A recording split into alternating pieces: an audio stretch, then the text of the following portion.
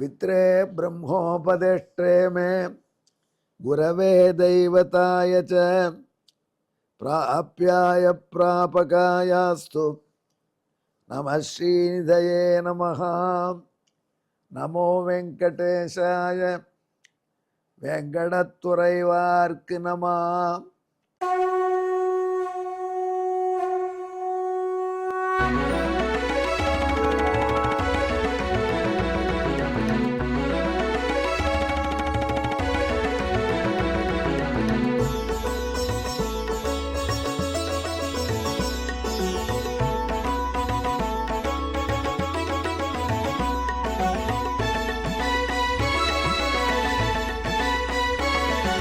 सहस्रनामं सहस्रनामं श्रीवेङ्कटेश सहस्रनामं सहस्रनामं सहस्रनामं श्रीवेङ्कटेश सहस्रनामम्।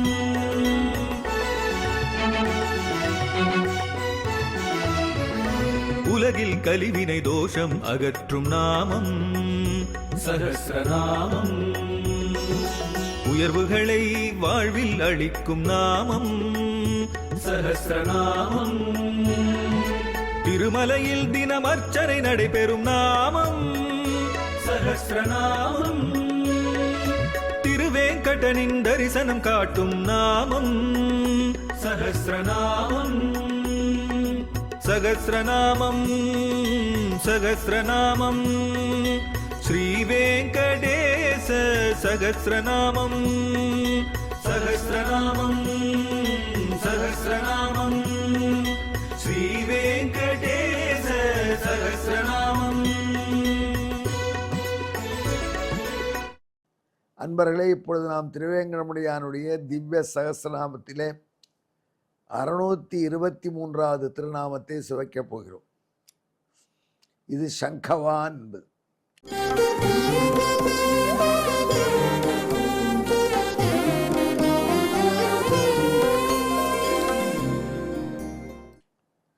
அதாவது பகவான் எப்பொழுதும் தன்னுடைய சங்கத்தை கையில் ஏந்திருப்பான். அவன் சங்கச்சக்கரம் தான் வந்திருக்கான், சங்கு மட்டும் ஏந்திருக்கான். இல்லை இல்லை, நீங்கள் சென்னைக்கு வாருங்கள், பார்த்தசாரதி பெருமானை பாருங்கள், சங்கு மட்டும் தான் கையில் வச்சிருக்கேன். அப்படி சங்கத்தை சிறப்பாக ஏந்தி கொண்டிருக்கிற பகவான் அவன் ஏன் சங்கத்தை கையில் வச்சுட்டு இருக்கான்? அவன் கீதை உபதேசம் பண்ண போகிறான் அர்ஜுனனுக்கு. அப்போ சங்கத்தை கையில் வச்சுட்டு இருக்கான். அந்த சங்கம் அவனுக்கு ஒன்றை நம்பிக்கை உண்டாக்கக்கூடிய ஆயுதம். ஆச்சாரியனுக்கு தட்சிணை கொடுத்தால் அன்றி அந்த வித்தியை நமக்கு பலமாக. ஒருத்தர்கிட்ட நாம் ஒன்று வாங்கினோம்னா அவருக்கு எதாவது சமர்ப்பிக்கணும். சும்மா ஓசிடிச்சு வந்துடக்கூடாது. பாடம் சொல்லி கொடுத்து பணமே கேட்க மாட்டாங்க அந்த காலத்தில். ஆனால் சீடர்கள் ஏதாவது தர வேண்டியது அவர்கள் கடமை. இப்போ அந்த காலத்துக்கு முன்னாடியே டியூஷன் ஃபீஸு, லேப் ஃபீஸு, அதில் காஷன் டெபாசிட் எல்லாம் வாங்கியா காலேஜ் நடத்துகிறாங்க. குருகுலத்தில் போவாங்க, படிப்பாங்க, பணிவிடை செய்வாங்க. சாதம் குருகுலத்தில் அவர் போடுவார். அந்த மகரிஷி குருகுலத்தில் சாதம் போடுவாங்க. அவங்களே வெளியில் போய் பக்கத்தூரில் போய் பிக்ஷை எடுத்துகிட்டு வருவார்கள் மாணவர்கள். பிரம்மச்சாரிகளுக்கு என்று அந்த காலத்தில் சாதம் போடுவார்கள். அதை எடுத்து கொண்டு வந்து ஆசிரமத்தில் கொடுத்து எல்லாரும் பகிர்ந்து கொண்டு காலை உணவை சாப்பிட்டு வேதம் படிப்பார்கள், கல்வி பயிர்வார்கள். இப்படி போனது நம்ம ஊரில். Education was not a business. அந்த காலத்தில் எஜுகேஷனாக இருந்தது. அதற்கப்புறம் ஒரு ஸ்டேஜ் வேத பாடசாலையில் இப்படி போய் பிள்ளைகள் பிக்ஷை எடுக்க வேண்டும் என்று பெரிய மனிதர்கள் வேத பாடசாலைகள் ஏற்பாடு பண்ணினாங்க. அந்த பாடசாலையில் அவங்களே சாதம் வடித்து போட்டுருவாங்க. அது அடுத்த ஸ்டேஜ். இன்னொரு ஸ்டேஜு அப்படி விளையாது படுத்தினா அது பெரிய பராசர் தான் என்ன பண்ணுவார். அப்போ ஊர் மக்கள் அதை பொறுப்பெடுத்துப்பாங்க. அதாவது அந்த மாதிரி பாடசாலை நிறைய இருக்குது. ஆந்திர பிரதேஷில் ஒரு வீட்டில்னா 4 பேருக்கு சாதம் போடுவாங்க. வாரத்தில் ஒரு நாளைக்கு இந்த வீட்டில் சாப்பிடணும் இந்த பையன். திங்கக்கிழமை கோவிந்தாச்சார் வீட்டில், செவ்வாய்க்கிழமை நாராயணாச்சார் வீட்டில், புதன்கிழமை மாதவாச்சார் வீட்டில் ஒரு பையன் வருவான். அந்த பையனை ரொட்டேட் பண்ணுவாங்க, அனுப்புவாங்க. அந்த பையனை இப்படி ஒரு 10 வீட்டில் சாப்பிட்டு பசங்க வந்துடுவாங்க. இப்படியெல்லாம் கஷ்டப்பட்டு படித்தாங்க. அந்த குருவுக்கு எதாவது தட்சிணை கொடுக்கணுன்னா உலகத்தில் அவர்களால் முடிஞ்ச தட்சிணையும் கொடுத்துருப்பாங்க அவங்க. ஆனால் ஒருவன் மட்டும் யாரும் கொடுக்க முடியாத தட்சிணையை கொடுத்தான். உஜ்ஜீவினி, இப்போ நாளைக்கு உஜ்ஜயின்னு சொல்லக்கூடிய இடம், அந்த உஜ்ஜயினில் தான் எம்பெருமான் அவந்தி என்ற க்ஷேத்திரம் வந்து உஜ்ஜயின்னு தற்காலத்து சொல்லுவாங்க. மத்திய பிரதேசத்தில் இருக்குது. சிப்ரா நதிக்கரையில் நம்ம கல்ச்சர் நன்கு பதிந்த இடம். காளிதாசன் போன்ற கவிஞர்கள் வாழ்ந்த இடம். அந்த சிப்ரா நதி கரையோரத்தில் அற்புதமான கோயில். கொஞ்ச தூரம் தள்ளி போனால் சாந்தீபினி பகவானுடைய குருகுலம்.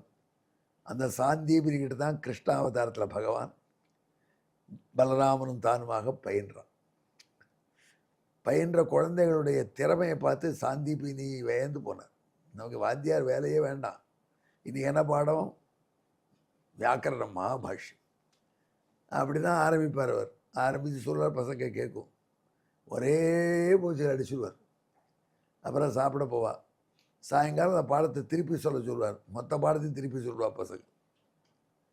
இப்படி ஒரு நாளைக்கு ஒரு வியாக்கரணம் மட்டும்தான் நாம் ஒரு கலை என்று 64 நாளில் அவங்க 64 பிரான்ச்சையும் படிச்சுட்டாங்க. சும்மா அப்படி ஓட்டலை. அதில் உள்ள நுட்பத்தையும் தெரிஞ்சு சாந்திபிரியவாறு அதிரும்படியாக அதை திருப்பி சொன்னார்கள். அப்புறம் அவர் கோர்ஸ் முடிவு போச்சுன்னு, என்கிட்ட உங்களுக்கு சொல்லித்தரத்துக்கு ஒன்றும் இல்லைப்பா, நீங்கள் வீட்டுக்கு திரும்பலாம் என்றார் சாந்தீபினி. அப்பொழுது ஏதேனும் குருதட்சிணை தர வேண்டாமா என்று கேட்டான் கண்ணனும் பலராமனும். அந்த காலத்து மாதிரி நீங்கள் படித்ததே எனக்கு பெருமை, நாளைக்கு கருணாகரம் உன்னியாசம் பண்ணுவான், எஸ்சிபி சேனலில் வரும், சாந்தீபினி பேர் வரும், அதுக்கு காரணமாக என்கிட்ட படித்தங்களே அதுவே போரும்னார் பகவான் சாந்தீபினி. ஆனால் ஏதேனும் வாங்கி கொள்ள வேண்டும் என்று கிருஷ்ணனும் பலராமனும் வேண்டினார்கள். அதுக்குள்ள சாந்தீபினியுடைய மனைவி யுஸ்னா உள்ளிருந்து சத்தம் போட்டார். அதை கேட்டு சாந்தீபினி உள்ளே விரைந்தார். என்னம்மான்னார். அசத்தனமாக எதையான ஏமாறாதீங்க, இதெல்லாம் ரொம்ப சாதாரண பிள்ளை இல்லை, அபாரமான தெய்வீக சக்தி வாய்ந்த பிள்ளை இவன். யாராவது ஒரே நாள் உங்கள் படத்தை திருப்பி சொல்லியிருக்கானா? ஒரு நாள் பாடம் நீங்கள் எடுத்ததை.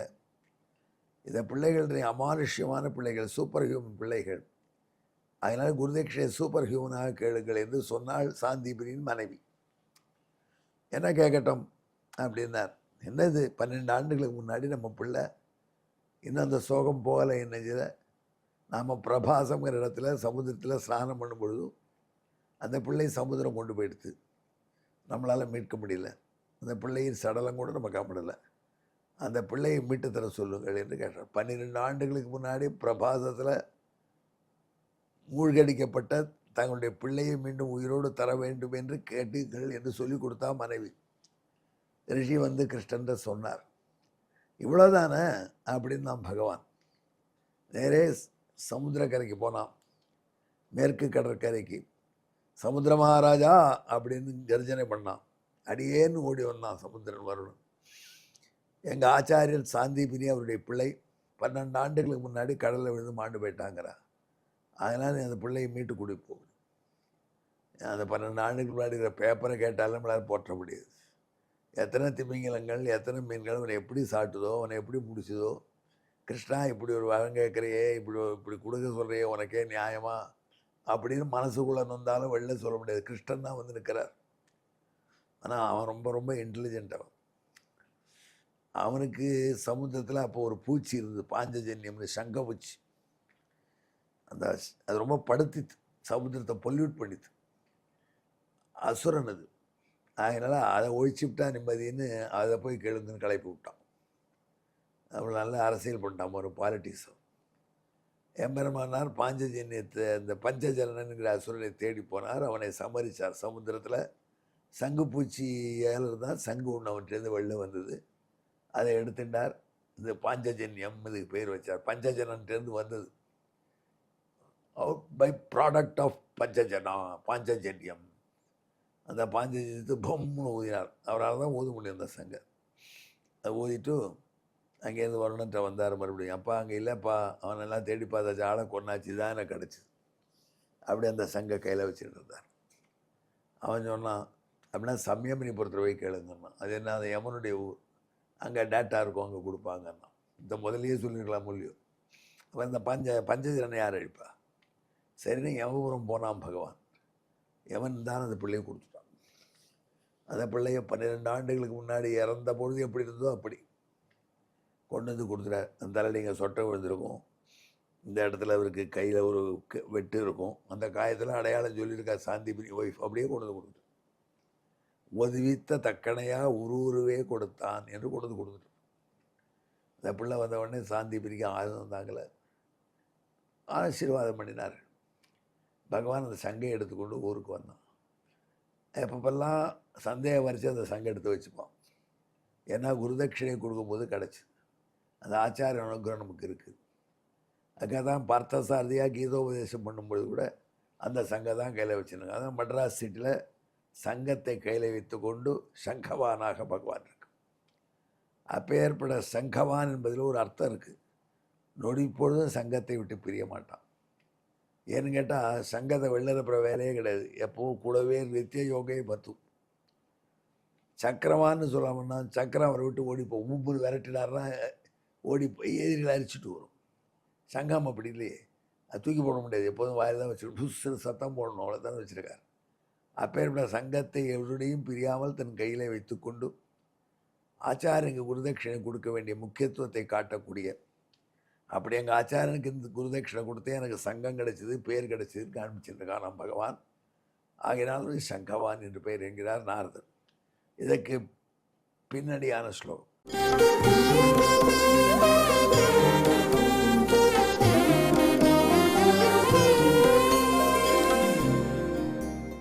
குரவே தட்சிணாதேயா சதாச்சாரோ பவேதயம் இதி சந்தர்ஷகன்னேஷ சததம் சங்கவான் பிரபு. இதற்கு பின்னணியான தமிழ். குருதட்சிணை கொடு என்பதை நினைப்பு தானே ஊட்ட தளராதே பிடி சங்கம் இடத்தான் சங்கவானே. எங்கே என்னுடன் கலந்து ஜெபியுங்கள். சங்கவதே நமஹ. நமோ வெங்கடேசாய. வெங்கடத்துறைவார்க்கு நம. நன்றி, வணக்கம்.